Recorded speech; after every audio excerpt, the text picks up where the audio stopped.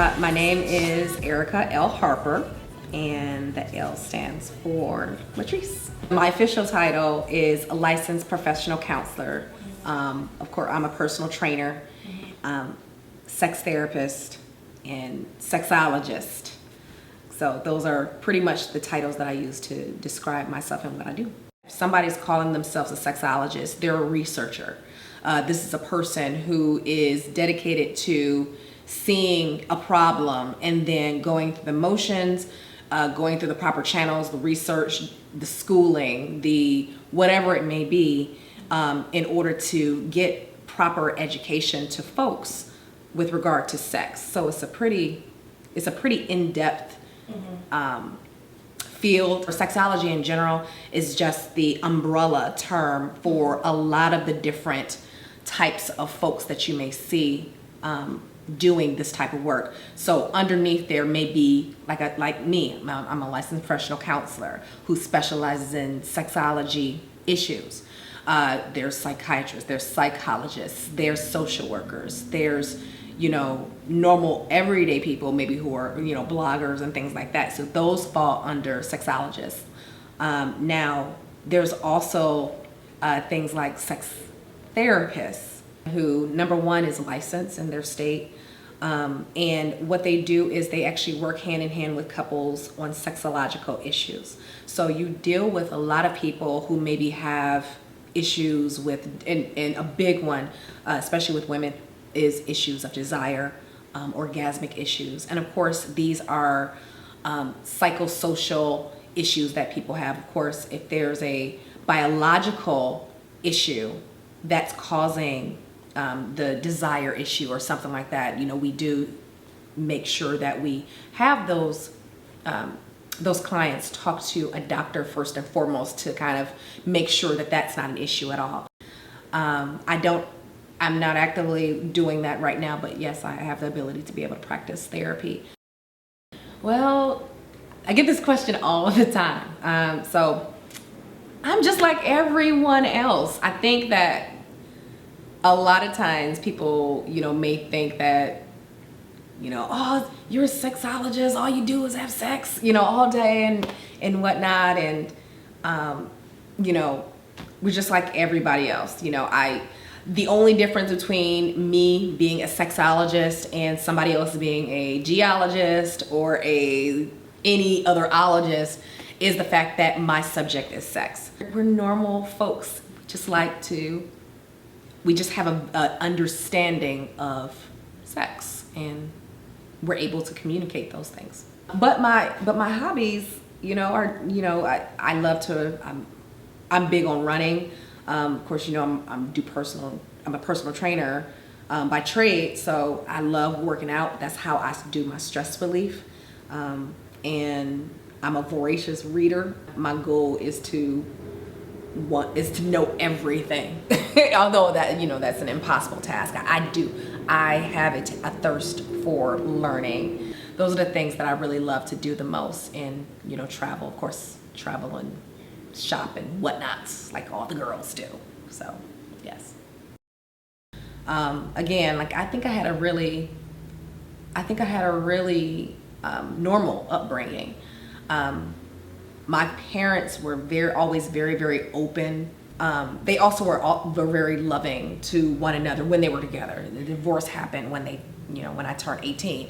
But during the time they were together, during my younger years, it was great. It was the whole nuclear family, who had 2 parents and 2 kids and the dog and all that good stuff. But what I think that I'm most grateful for with regard to my upbringing and where I am right now and where I'm going forward in my career is that they were very, very open about me asking questions. I never got shut down. And if they didn't know, their thing was, go find out. Well, I maintain that sexology found me. I've kind of been on this path for a long time, since 5th grade, in fact. I started out, I had a sex education class in 5th grade. I grew up in Bedford City School District in Bedford, Ohio, in the suburb of Cleveland. and had this class called The Art of Personal Living in the 5th grade. It was age appropriate sex education, wonderful class. It actually was, I think, obviously it was very, very instrumental in my love for sexological issues and sexological problems. Imagine being 10 years old and being in this class and you're hearing a teacher talk about, you know, the vagina and the penis and all this stuff, and I just remember very vividly just sitting there in awe of the human body.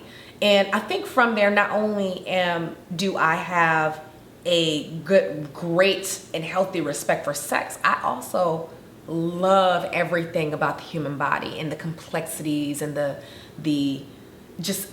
beauty of how the whole machine works. So from there, you know, you go on to, you know, I went up through in high school, and as you would imagine, I'm the person who people would ask for sex advice. You know, they would have, you know, they have issues of sex. Because I would have the books, and I would have my nose in a book all the time, so I would know these things.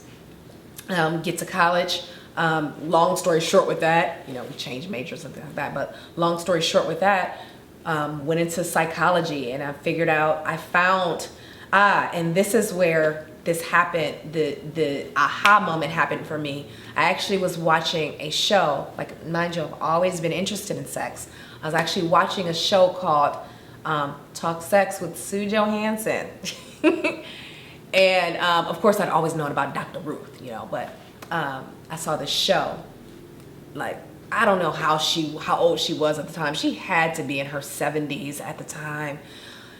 It's this woman, this older Jewish woman, and she has she's glasses, and she's wearing cardigans, and she is talking very candidly about sex, and it's kind of like, I could do that. I want to do that. And so that's when I said, you know what, I want to be a sexologist. After I got finished with college, I graduated. I went on to do an internship. I worked with everybody from, you know, kids who had maybe sexological issues to couples, as you would imagine. And then I also wanted to look at the negative spectrum of sex, which was working with the sex offender population. Taught me a whole lot about healthy sex, just looking at the things that, you know, and the issues that they had and why. I went into this whole sex therapy thing knowing that I was going to have my own practice. I didn't want to do regular therapy. I always wanted to do sex therapy if I was going to do any therapy at all. Started my own practice, you know, had a couple of seminars. Then I realized my dream about where I want this to be, my passion about what I want to communicate to my audience is so much bigger than me sitting in an office. And so took a brief hiatus, and now I'm back. Here we are, 2015. I think the biggest misconception is that we just like to have sex all the time. That's a huge one. You know, that we're these freaks, and that we're these amoral folks that are just sex driven all the time. And it's really just, like I said, we're just like everybody else.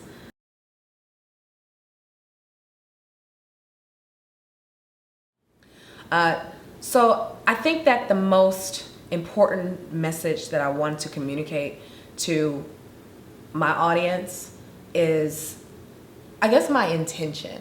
I actually am moving to communicating the idea that sex is just another form of communication. And a lot of the reason that people don't know that is because they're not educated, and they're not educated early enough on it. And my goal is to be that kind of impetus for the change, so that, you know, people can not only just have great sex. It's not just about the sex. It's never just about the sex. We're talking big picture here. It's about using sex as a way to create better and lasting and stronger relationships. But once I leave this earth, I want there to be a mass of people that are saying, wow, you know, because I've interacted with Erika, because I've seen her videos, because I've been to her seminars, because I've been to this, that, and the third, I have a better relationship with my partner.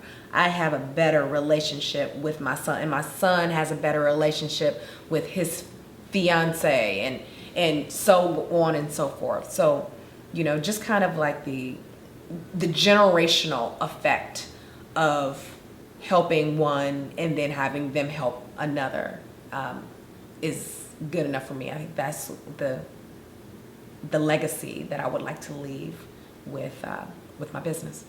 In the future, people can expect a lot from me. I have a couple of things that I'm working on right now. My main focus right now at this very moment is my YouTube series, Go Have Great Sex. I love this series because it's talking about everything that I do is talking about sexual health, healthy sex. So we're talking about introducing things to folks, introducing new concepts, new ways to relate to one another sexually, and new ways just to have fun. Sex is not supposed to be serious all the time. You want to liven it up and have fun while you're doing it, you know. So that's, you know, what I'm working on currently. I just gave everybody a peek of the logo for a new company that I just started. It's called the Sexual Performance Academy. I'm very, very excited about starting this company. I'm very excited about what's to come. And there's going to be a lot of different things that are going to fall under the umbrella of this company. You know, mainly my seminars, my destination retreats, and then other things too that I don't want to go into a whole lot of detail about because a lot of it is still in the development phase. But definitely believe there's a lot that's going to be coming soon from this one over here.